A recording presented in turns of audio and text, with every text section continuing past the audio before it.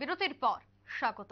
বর্তমানে রাজ্যের গ্রাম পাহাড় সর্বত্রই চলছে বিজেপির প্রচারের ঝড়।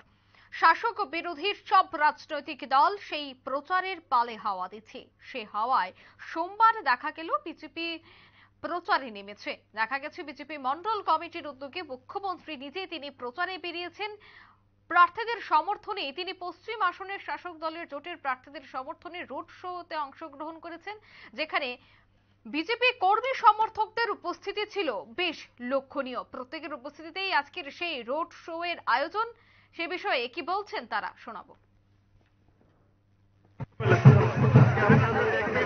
যেখানে যাই মানুষের মধ্যে একটা স্বতঃস্ফূর্ত একটা রেসপন্স দেখতে পাচ্ছি। এখানে আমাদের সাথে চরিগ্রামের প্রাক্তন বিধায়ক এবং আমাদের প্রাক্তন উপমুখ্যমন্ত্রী আমাদের জিষ্ণুদেব বর্মন আমাদের সাথে ছিল।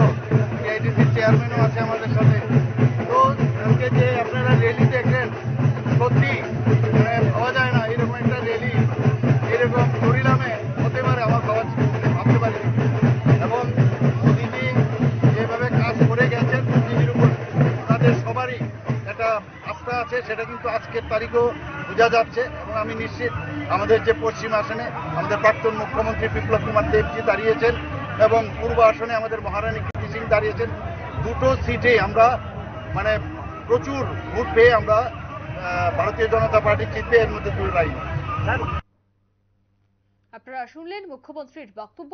19 চরিলাম মন্ডলের উদ্যোগে সেই মেগা রোড শো এর আয়োজন, যেখানে মুখ্যমন্ত্রী উপস্থিত ছিলেন প্রাক্তন উপমুখ্যমন্ত্রী জিষ্ণুদেব বর্মন, টিআইডিসির চেয়ারম্যান নবাদল বণিক সহ বিজেপির বিভিন্ন নেতা নেত্রীরা।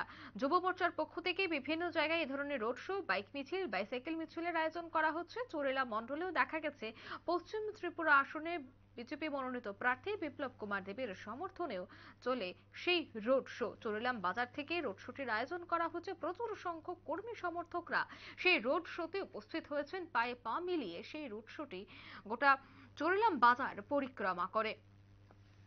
নিয়ে নিচ্ছে ছোট্ট একটি বিজ্ঞাপন বিরতি, সঙ্গে থাকুন।